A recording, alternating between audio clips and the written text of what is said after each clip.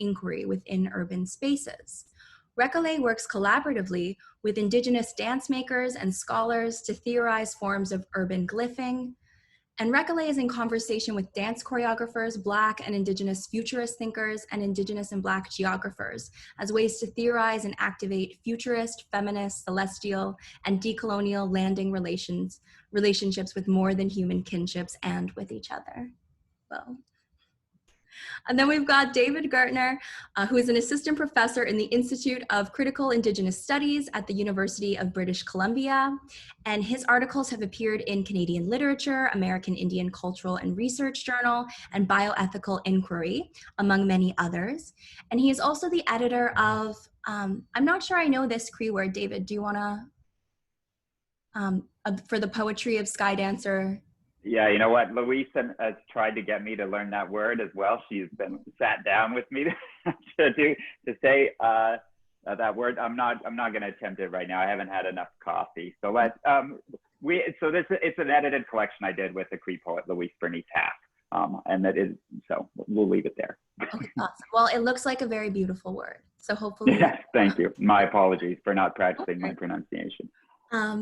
So he is the editor of that collected volume, as well as Read, Listen, Tell, Indigenous Stories from Turtle Island, and his latest book, The Theater of Regret, Literature, Art, and Politics of Reconciliation, is forthcoming from UBC Press.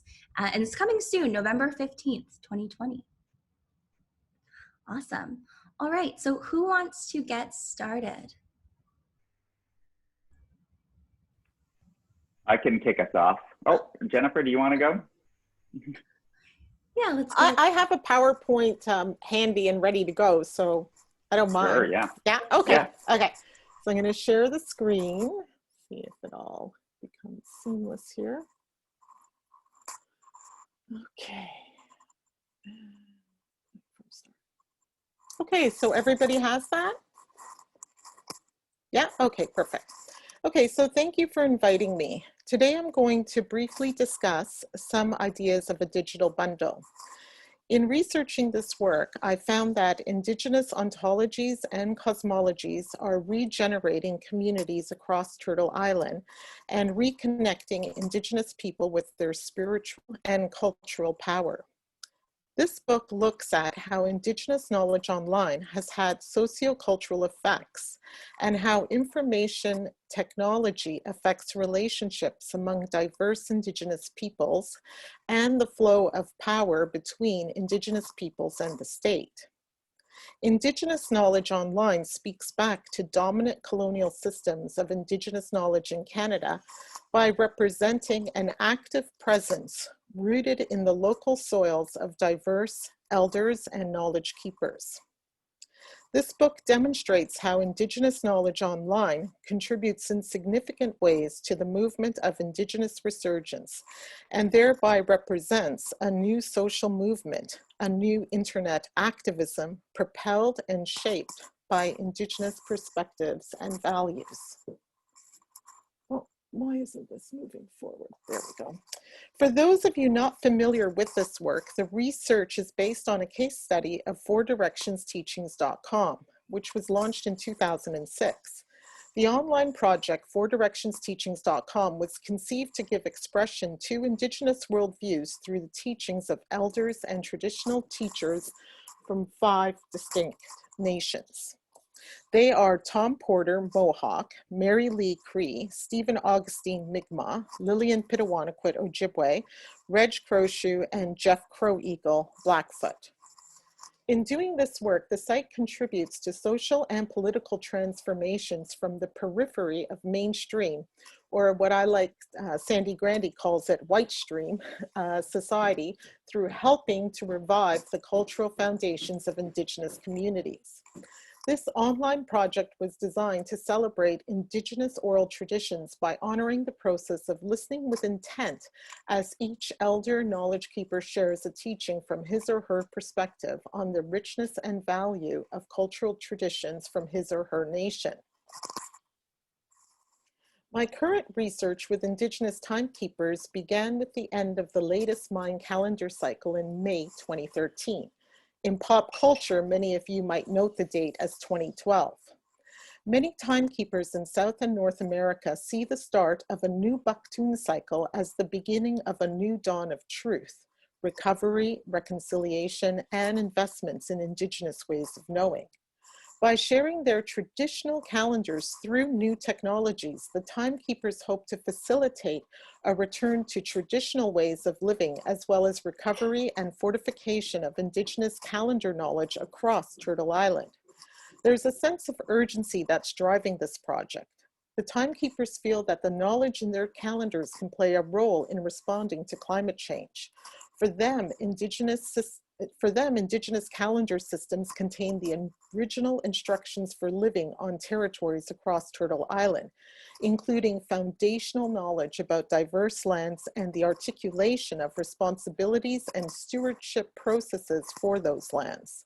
The timekeepers hope to help communities return to this knowledge and begin living in ways that can heal and mitigate some of the effects of climate change, and in addition, educate. I'm also a co-PI on a National Science Foundation grant on Indigenous calendar knowledge, research protocols, and visualization technologies. One of our key collaborators is Victor Masayeva, who will be experimenting with the potential for virtual reality to convey Indigenous calendar knowledge. For me, these projects are very exciting and speak to the fact that digital bundles can embrace all sorts of new technologies, from online interactive websites and documentaries to augmented and virtual reality. Using digital technologies creates a vast network of cultural exchange based upon the flow of local Indigenous knowledge from specific community contexts to the national stage. For Indigenous people, community knowledge bundles are collections of sacred items or knowledge held by a person with care and ceremony. Digital bundles, then, are places where sacred knowledge is represented, and naming them as such elevates these sites because Indigenous communities understand that knowledge bundles carry the protocols and responsibilities that come with such a designation. In this way, the act of refusal to existing discourses on technology is already inherent in that Indigenous protocols and paradigms infuse the process, production, and dissemination of digital bundles. A digital bundle then represents a positive subversion to mainstream technology studies by offering an Indigenous history and imaginary that dares to challenge colonial discourses and ideologies by asserting the power and presence of Indigenous knowledge. So to conclude, Indigenous knowledge online is instrumental to the success of Indigenous community resurgence and radical application of knowledge in all fields, including education, health, law, and social well-being. So I will now end with a quote from Linda Smith. And so I'll end with this quote. Quote, "The project of creating is about the spirit of creating, which Indigenous communities have exercised over thousands of years. Imagination enables people to rise above their own circumstances, to dream new visions, and to hold on to old ones. It fosters inventions and discoveries, facilitates simple improvements to people's lives, and uplifts our spirit." Unquote. Miigwech.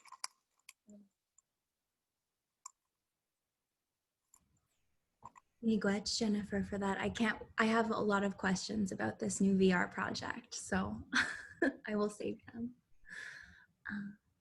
Karyn, David, you want to go? Yeah, perfect. Yeah, I can go.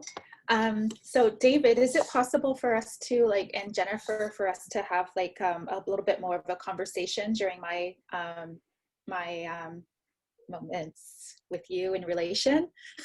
Yeah. You notice that my voice just kind of shook a little bit. I'm a little bit nervous. So, okay, that would be great. So welcome everybody. I'm really, I'm looking at you're all from Scotland and Quebec and Oakville and British Columbia. And I'm just I'm thinking about the kinds of possibilities that bundles like this can offer into our worlds and into thinking about world making strategies.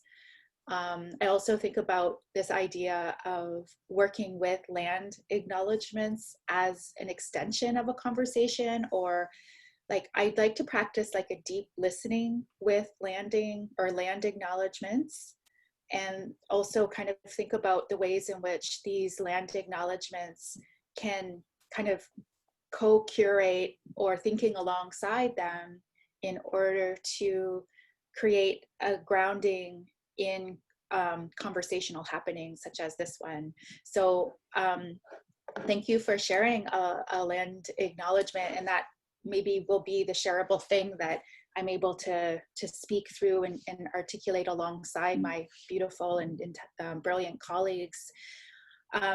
So I was thinking about an ethics of care and how we can manifest and co-curate and collaborate on an ongoing project that focuses on Indigenous lives and livability, and Black lives and Black livability as a co-constitutive constellation of care.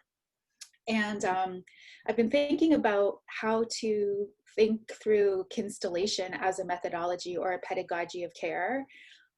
It's a concept that I created thinking about my own landing practice as a 60s scoop survivor coming through celestial atmospherics and being landed or landing onto a landing glyph that is Southern Ontario, that is, you know, a particular space with particular Black and Indigenous relationships to land.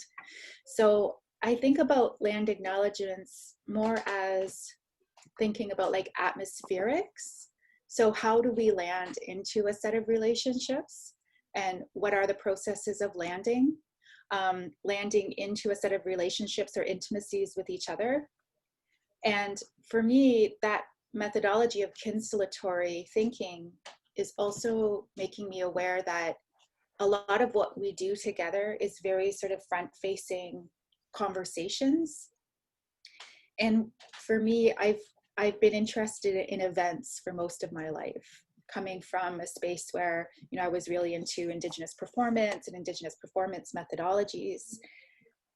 There is so much interiority in Indigenous choreography and performance that it's so easy to focus on the external sort of shareable things, but it's that inwardness and those interiorities or those intimacies that for me are sort of the building technologies of landing, of a landing practice. So these landings are ongoing. And when we talk about land acknowledgements, I feel like there's this expansivity in the atmosphere to think about landing. So that brings me to the digital and thinking about what are those ways of coding the atmospheric, like as we land into these sets of relationships. What are those detours? Can landing acknowledgements or landing provocations allow us the space to talk about detours, you know, like rather than a particular landedness to a particular territory? For me, my life has always been about detours. Like, and I think that reflects sort of what it is to be in this moment in time, particularly where we're open, we have to be open to detours. I have to be open to the fact that I have to keep my child home right now. You know, we are detourist beings that live alongside more than human, other than human relatives and kin that are also detourists, that also are rhizomatic in their traveling ways.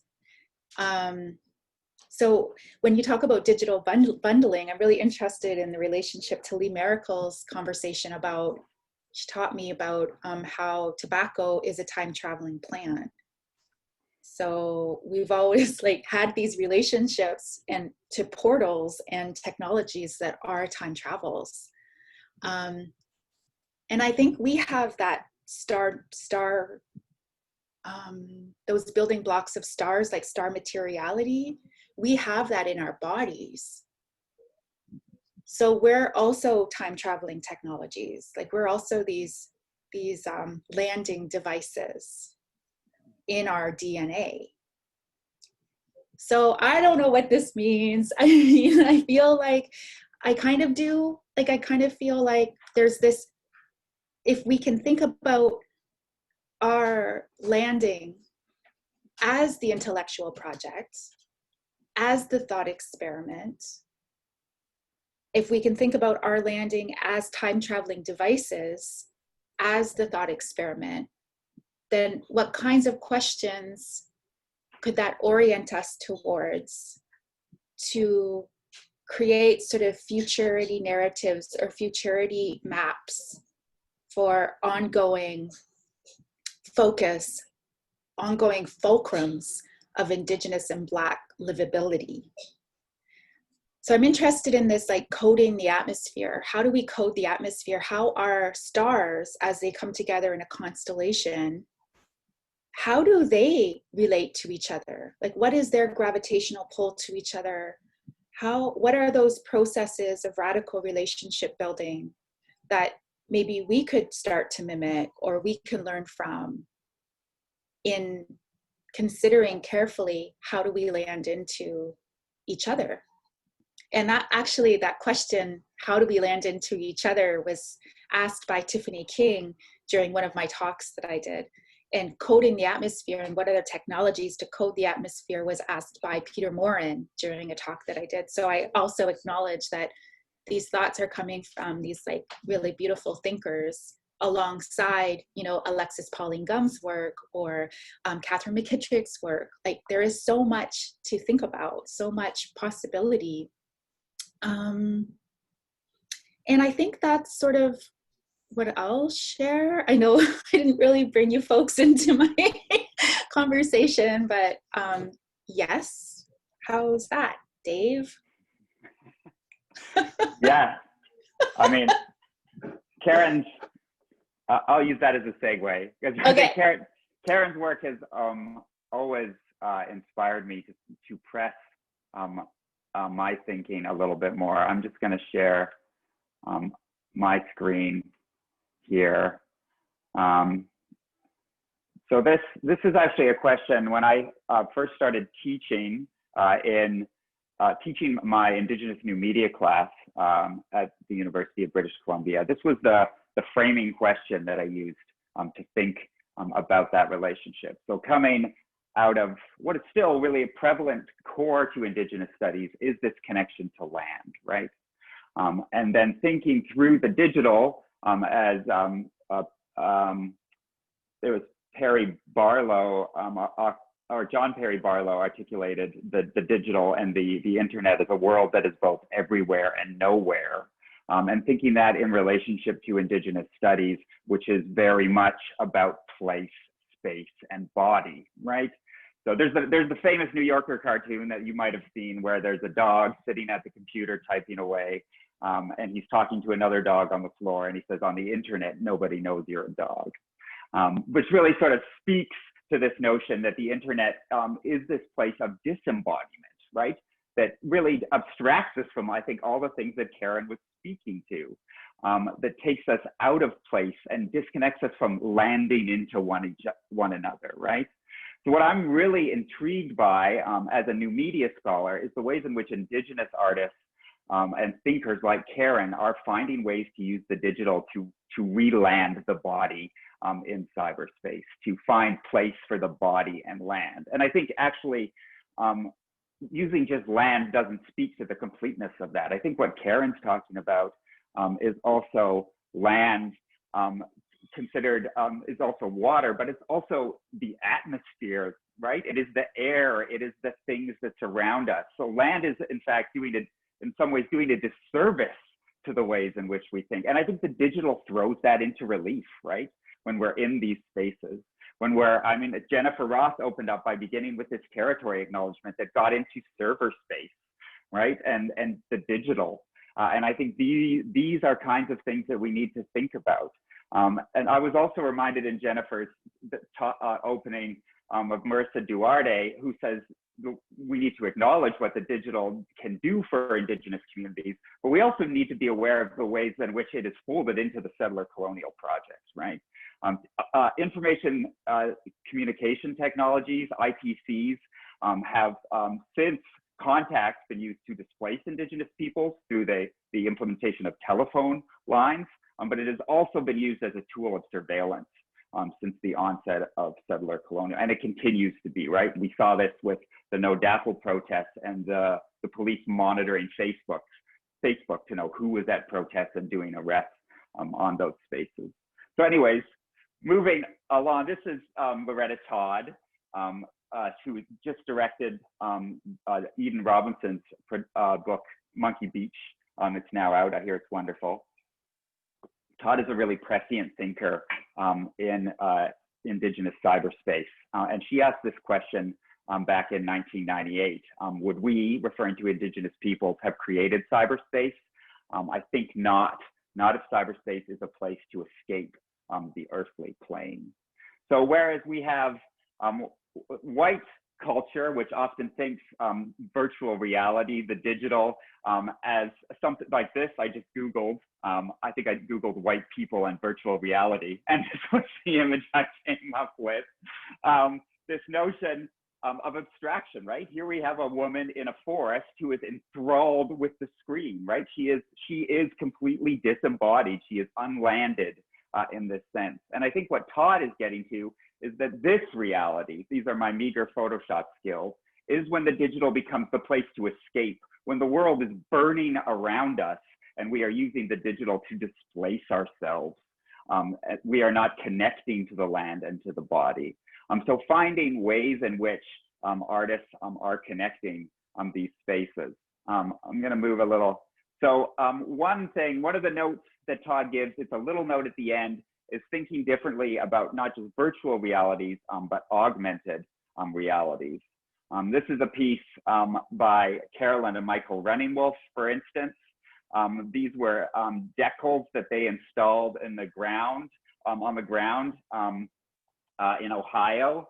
And you could hold your phone above it and see the water that was connected. So it was this notion of bringing the life-sustaining processes that are part of our lives back into view with the digital. So using the digital as a means of connection and landedness. I was also, during Jennifer's talk, I was also thinking of the ways in which artists here, particularly Musqueam artists, UBC is on traditional Musqueam unceded territory, are working to think about bringing us back to the land. So Halamia Sparrow, for instance, uses a technology called a pod play, which is a site-specific sound play that you go to a specific place on the land, and then you hit play and you hear a story that guides you through. And Halamia tells this story about Crab Park, which is quite a famous beach for a lot of reasons here in Vancouver, but tells the story of the women's paddle song when Squamish people actually rowed across the Burrard Inlet and saved white people from the Great Vancouver Fire, 1886. A story that is often forgotten in the colonial history, but the ways in which there was this different relationality between Indigenous and settler people.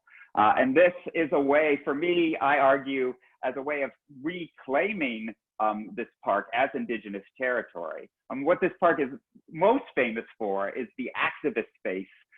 When Expo 86 was in Vancouver, there was a plan to put a casino on this territory. And the community rose up and defended this beach. So Crab Park actually stands for Create a Real Beach. So that's Crab. And it was argued that this space should be kept through this slogan, whose fucking park is our fucking park. The key point there is who is the our in that sentence, right? And the our was not Indigenous people. It was white protesters who were protecting that space. So using work like Halamia's to reclaim, to revisit, to repatriate land and body in those spaces and to connect back. And so this is one of the ways I'm trying to think through now. This is my latest course poster. I started with this one, this question, and I'm thinking now through folks like Vine Deloria to think about how space and place is a way of landing us and connecting us differently in those spaces. Yeah, that's a quick run through and trying to speak to Karyn and Jennifer as well. But this, I've already taken a ton of notes. So maybe we can, Jennifer, Kristen, we can open it up or see where we want to go next. I'll stop sharing my screen.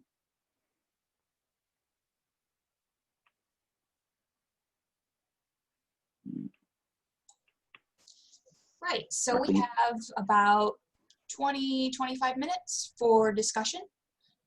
So, you know, we'll open it up to questions, any comments, and certainly the speakers, if you want to interact with what each other has said.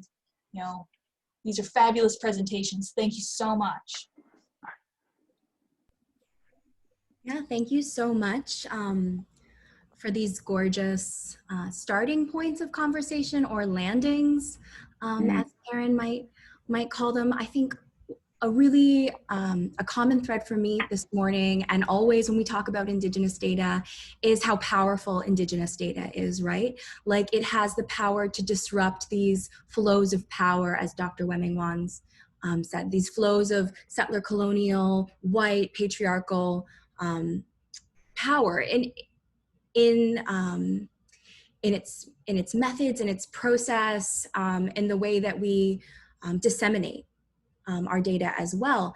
And so I thought that we could maybe start there. I'm really interested in so many things that were said. Specifically, I was wondering, like, yeah, I think methodologically, like, what are some of your methods? How do you collect your data? What do you see as data? Do you think that, like, the way, like, so in my work, a lot of our data is industry produced government data on pollution, right? And so that would be how we bring Indigenous methods to that kind of data to disrupt its meaning, to disrupt what it's usually used to do. And so I'm wondering, in your work, maybe what is, yeah, what are your points of data specifically, like? Hi, Kristen, can you hear me okay? Yeah, okay. Yeah, so, you know, that's, I appreciate the question, because right now I'm working on a journal article on Indigenous conceptions of virtual reality. And so in thinking about that, I'm actually, I'm writing the article because, unfortunately, even though we have the research funding in place, I wasn't able to experiment this past spring and summer with actually creating a VR piece. But I think that looking, you know, maybe this is a gift, because I've been having to look at all the research that's out there on VR.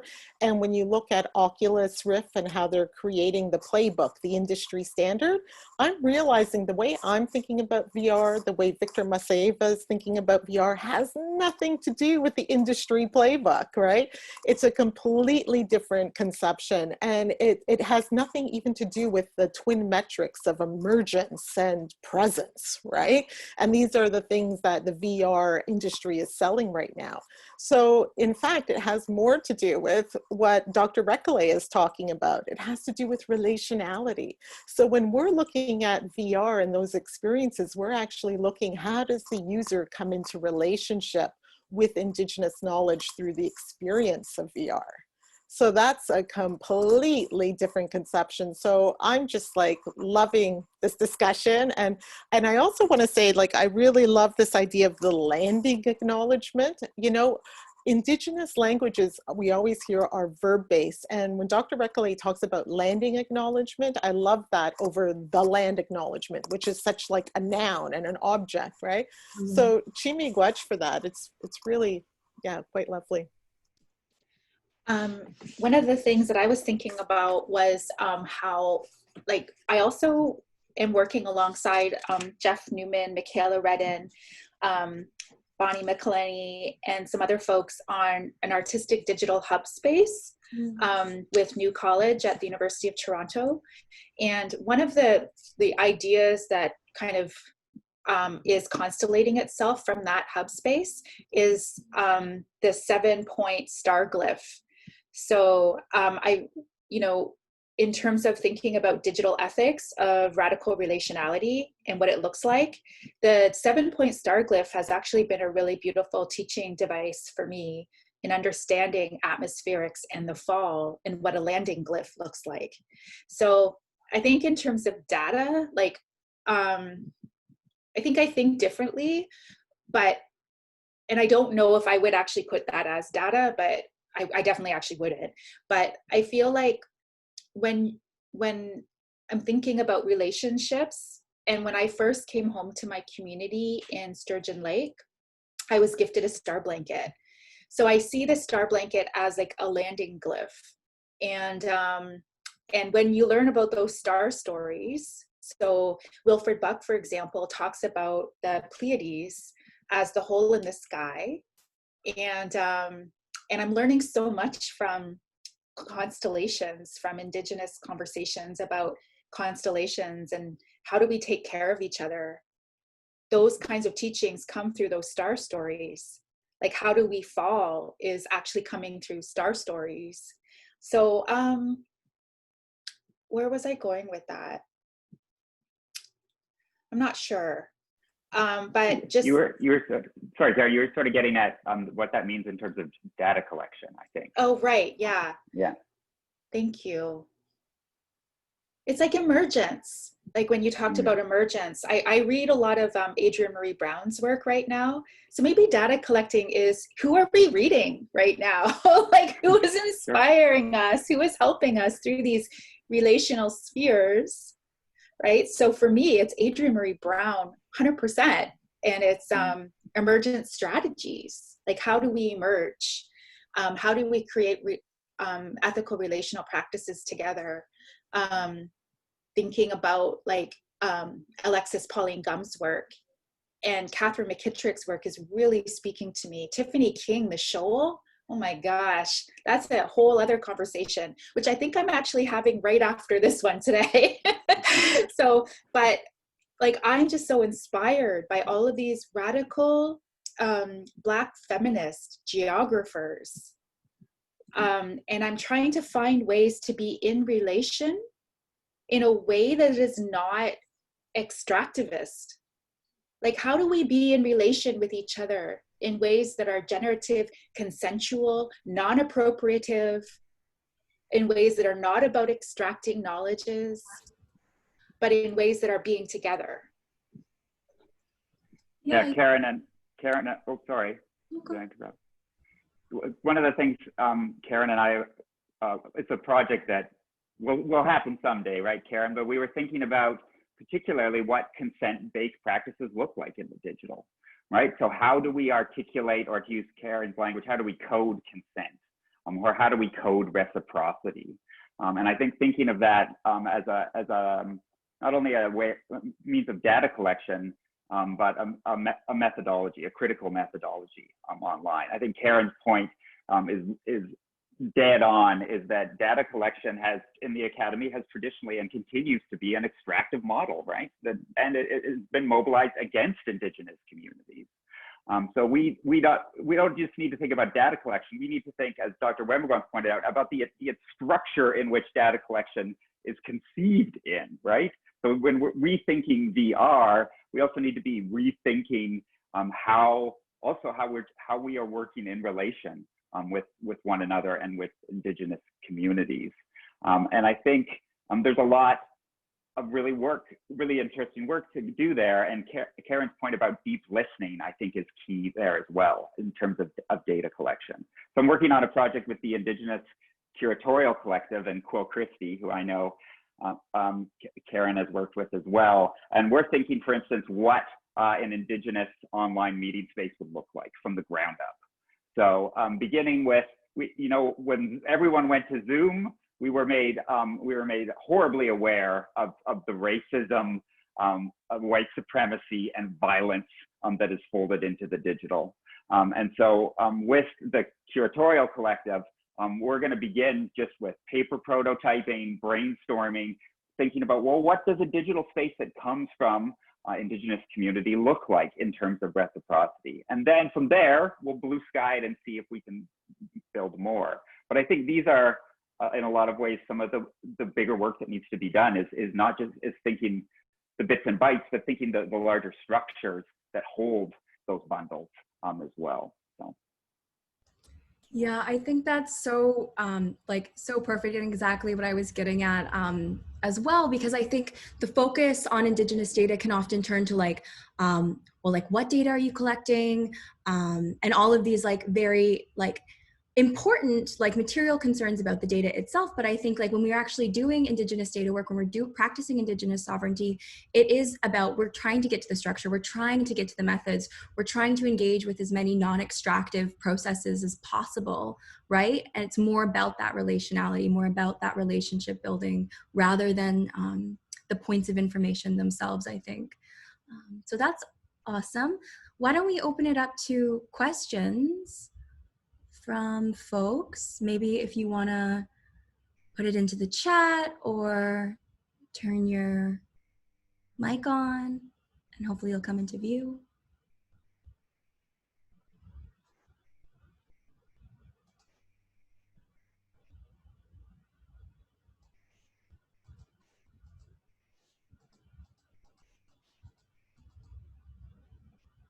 Oh, we've got one.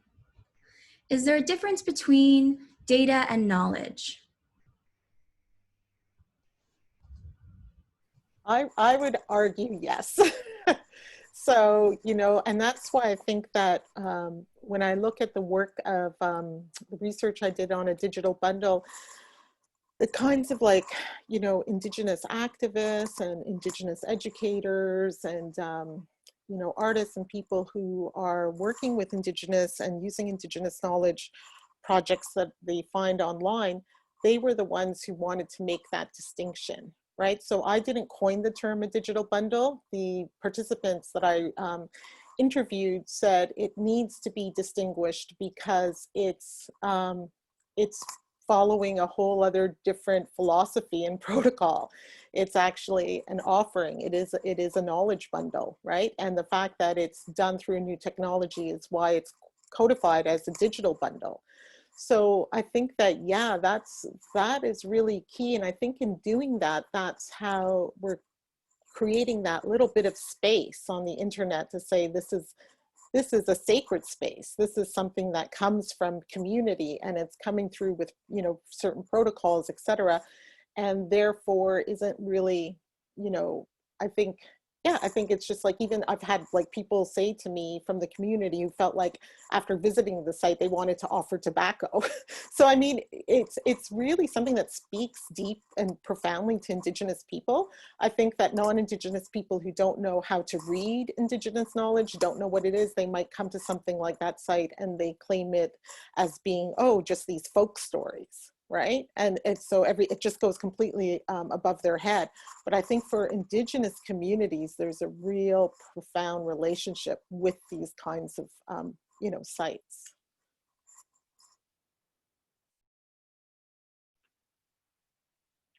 I'm just going to throw an example in the chat.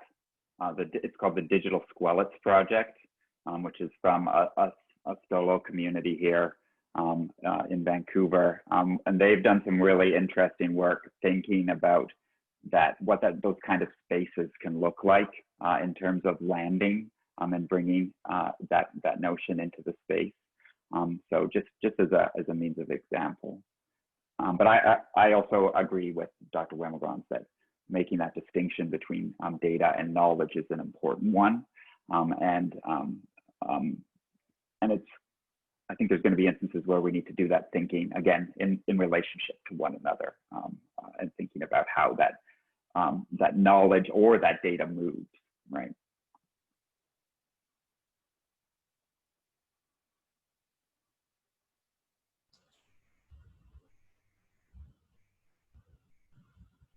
I was just also thinking about how it is possible to consider future ancestors in the digital, to think about, since the digital is an atmospherical space, I'm thinking about as we fall, we're also visiting, right? So some of the knowledges talk about like Indigenous people or Indigenous beings of light falling and having all these visitations in the atmospherics that give us sort of like, I guess, gifting or some kind of knowledge when we come to the terrestrial.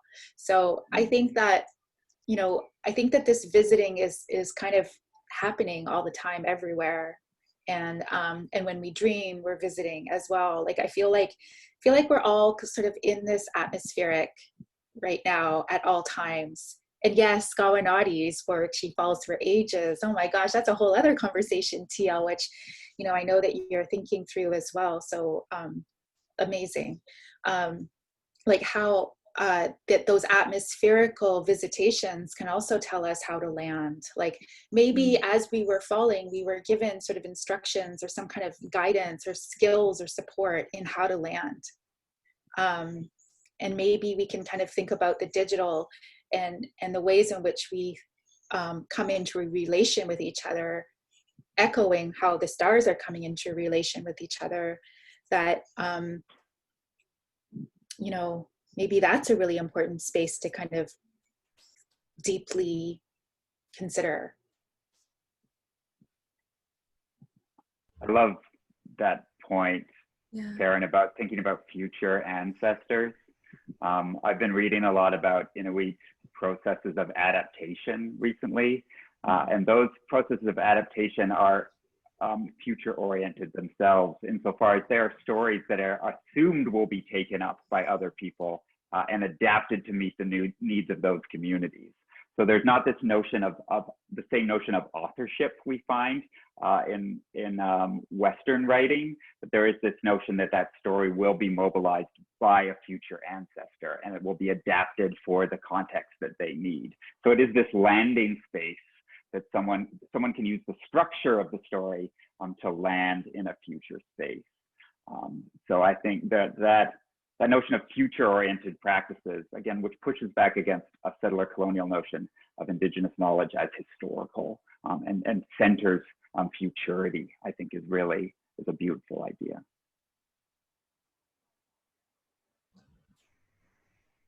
Yeah, it's super beautiful. Karyn, I also in like bold had like, how do we land? Like, I know this is like a lifelong question, methods wise, but yeah, really gorgeous. And then I think we have some more questions in the chat. Would you each be willing to reflect more on the idea of how we might grow relations that are generative and not extractive? And how do we, a follow-up, how do we offer of ourselves, offer our presence in listening without centering ourselves? Or is that perhaps the wrong question? Maybe needs a different image? I could speak to, I think, the first part of the question, looking at, you know, generative as opposed to extractive. And in thinking about that, one of the concepts with the timekeepers, the Indigenous Timekeepers project that I'm working on, is that, you know, we're talking to many diverse Indigenous timekeepers, and it was the timekeepers themselves from North and South America who initiated their meetings prior to 2012 to share their knowledge. And then they had discussed about not just wanting to dialogue with each other, but actually bring that out into a public space. And so people ask me, well, as someone who's helping and working, how do you not prioritize, right? So like actually favor this person or this community over that community. And what I always try to say is to reflect back on Edward Benton Benet, who said that all creation stories are true. Right? And it's such a beautiful way to be generative as opposed to extractive. And that is such a philosophical, it's a huge philosophical foundation for Indigenous thinking, that all creation stories are true. Think about it. Nobody ever goes out and proselytizes for you to come and join the lodge or come and join this or that. Whereas when we look at huge, you know, institutional religions, that's what they do, right? And so I think that's really generative. And so I think there's a way of working, the way I work in helping the work of elders and knowledge keepers is keeping that philosophy. And therefore, all of this comes into dialogue, and all of this is about sharing and fortifying knowledge. It's never seen as competitive or who's got the best creation story or the best calendar. You know, it might seem really simplistic, but it's not something we see in Western competitive paradigms. And so I just kind of put that out there, that we try to keep that as a tenet. All creation stories are true.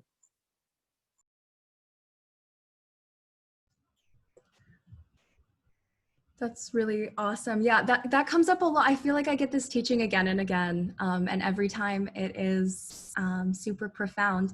I actually have like a little thing to say about the non-extractive, because this is something I've been working at, something we work at the lab, especially as a junior researcher. And I came from a field, archaeology and anthropology, that's super extractive, right? That's the whole field. And so in our lab, one thing that we do is we don't actually collect new data, right? Like our understanding, our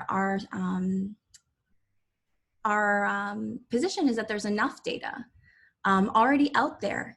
There's tons of it for whatever you might need it for. And so we don't collect data, and then we're always critically analyzing the data we have, the limits of their sources, and then also reframing that data to work for Indigenous people, for Indigenous futures, Black Indigenous solidarities, right? Like against the settler state. And so I think that that is a really profound shift that you can make in your research. Like, what does it mean to just say, well, I'm not collecting more data on like the phenomenon of like colonialism, right? Like our ancestors, the generations of scholars we're building on have given us already so much.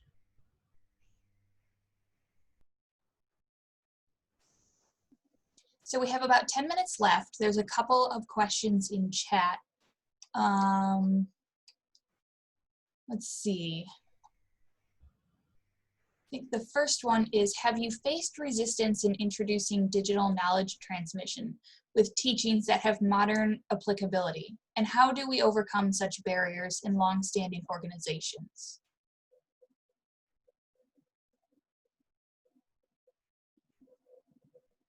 I guess I'm not clear about organizations, like I guess patterns or ways of like processes or praxis that groups are engaged, or mutual aid. Like, I guess it could be, I guess I'm not clear about what you're asking. Are you talking about sort of like what it is to like create sort of a forward-facing ness to things that are considered sacred to people? Is that kind of what you're asking? Let's see. I'm not sure. They said they're thinking perhaps, let's see, that the tradition of sanctity over certain bundles, like a rite of passage, might prevent some organizations, even educational ones, from adopting digital spaces with rooted indigeneity. Okay. Yeah, I mean, I could speak to that, I think. Thinking about bundles, and maybe it's like the language of bundling and what bundles actually activate in the world, and thinking about like sacred bundles perhaps that are taken out within a community at a particular time for a particular meaning and purpose. So those kinds of gatherings are like important for communities. So maybe Jennifer, actually, maybe this is a question for you in terms of bundling, I would assume. I think, well, one of the things that I've made very clear with my practice is that I do not, I don't know, I guess I do not recreate ceremonies in digital spaces. And so ceremonies are a rite of passage, right? So certain ceremonies, yeah, there's many ceremonies that can be rites of passage, but that's just something. So for example, an elder, when I was doing the 4directionsteachings.com project, offered a pipe ceremony And as a helper and a producer, I chose not to replicate that pipe ceremony in Four Directions teachings because I could see how that could be something that would get picked up and mimicked and used. And it is a particular ceremony, a pipe ceremony. I think when you do a teaching from an elder, that's something different. That's their own, the teachings are their own knowledge that they have acquired through their own community protocols and hold, and they can share that. And then they, you know, I help with them to construct that, what that looks like, but it's not a ceremony. So there's a difference there. So between a teaching and a ceremony, I know that there was, in my book, I write about the fact that APTN had did a documentary on the Sundance ceremony, and people were up in arms about that. So yeah, so there's, you know, there's just certain things that, yeah, I wouldn't ever say, for example, try to replicate a ceremony, say in a virtual space, right? So there's just certain things that with, you know, digital technologies, it's great to introduce people to the philosophies and concepts of Indigenous knowledge, but it's not a place to actually come into understanding the teachings that are offered there. Like, it's an introduction. It's not the, you know, it can't replicate, it can't ever stand in for those direct community, you know, experiences. So again, that's something that's delving more into a deep kind of Indigenous knowledge thinking around, you know, what that means. So I hope that helps.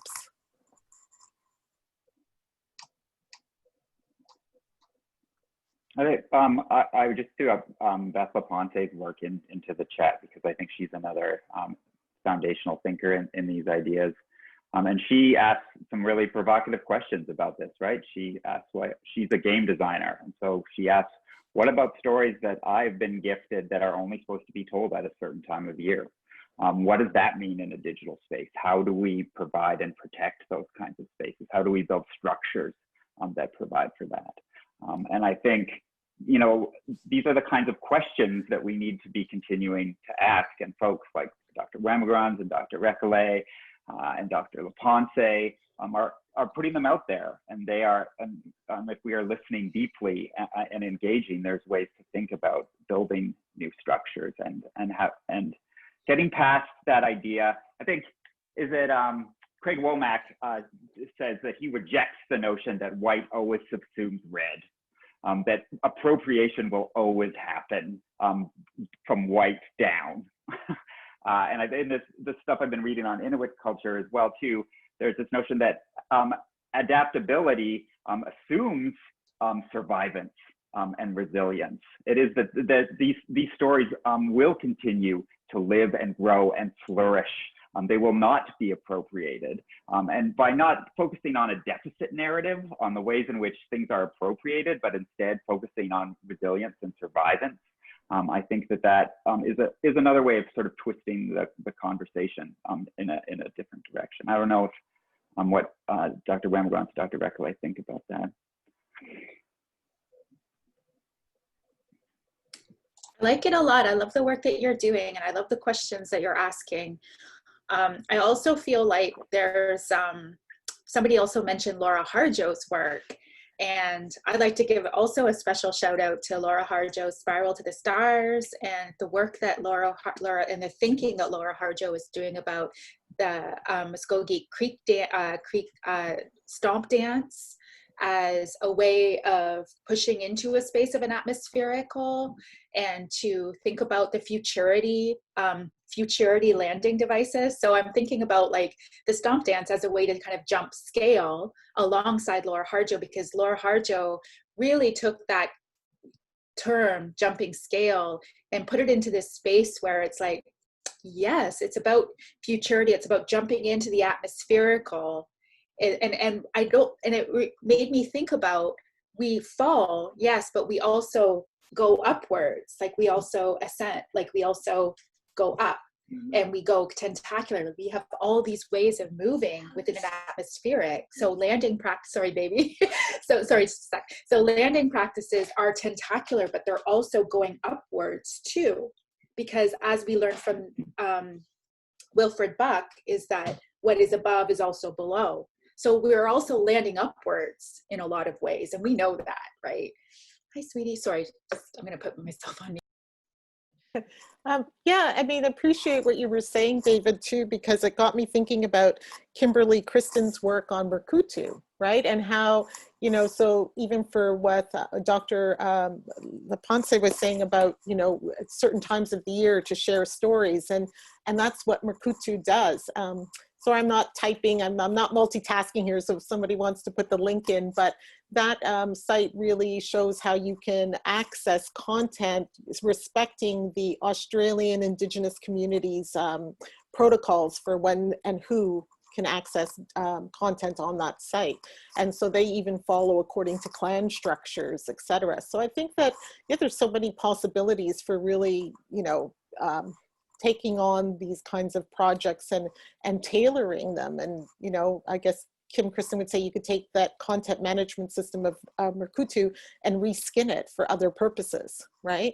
So I don't know if I like that term, reskinning, but you know, it sounds so interesting way. Violent, yeah. But that's what they say. That's the technical term, reskinning it. So yeah, new digital skins on something. Yes. But I was also wondering, and I know we're probably running out of time here, but I was also thinking about like how indigeneity is so expansive in itself. Like we tend to, when we think about indigeneity and things that are spiritual and sacred and loving, like it's so expansive, right? We have all these different kinds of relatedness, all these different patterns of relationship building. We've got, I mean, it is important to consider what is the shareable thing. But it's also like important to remember that our very breath is sacred, right? Like our very breathing in this particular moment in time is a sacred relationship, you know? So we're always, I mean, it's all sacred. It's all special.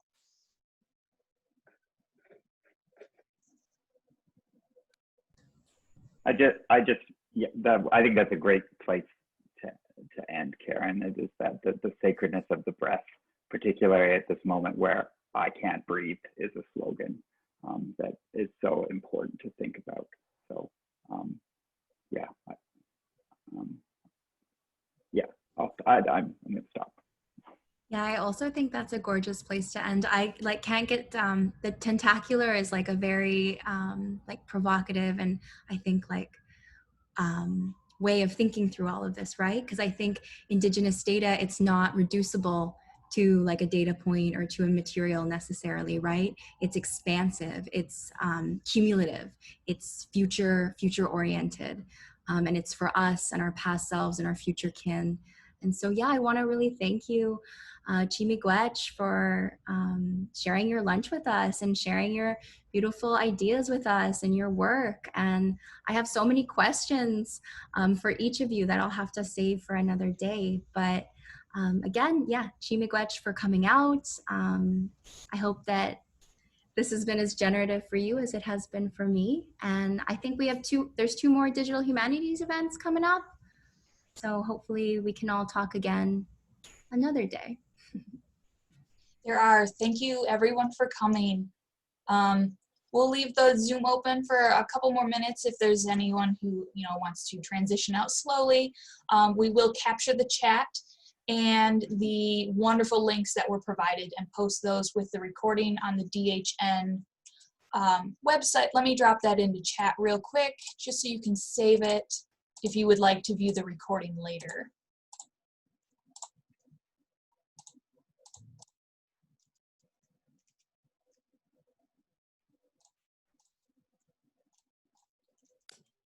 We're all just waiting for that. That's so yeah, funny. Zoom was like, I need to show you. There it is. It's in there now. And also I wanted to give a special shout out to Dave's students. You guys are lucky to have him as a professor. Karyn and I are going to try to do some more of these kinds of conversations next term where we're for both our classes. So I think we were talking at the beginning about what this might mean, this online world might mean for the ways in which we can visit differently. Yeah. And I think there's these opportunities for co-teaching. I mean, I've learned the most I've ever learned about teaching when I've co-taught with colleagues, right? And so finding spaces where now I can invite Karyn into the classroom from her home. I don't have to fly her out to come and visit us, and we can have these conversations. I think is just one of the sort of silver linings about this digital world. Yeah, I just wanted to say thank you to my colleagues, and thank you for the invitation. And thank you to everybody else for participating and witnessing this conversation. And I look forward to having future conversations with you all. So thank you. Be well. Yeah, I just want to echo that and thank Karyn and Jennifer Wemigwans and Jennifer Ross for organizing us, and Kristen for the wonderful moderation and the beautiful questions that help move us along. This has been a highlight. The week is short. We're not too far into the week yet, but this is definitely a highlight. So thank you all so much.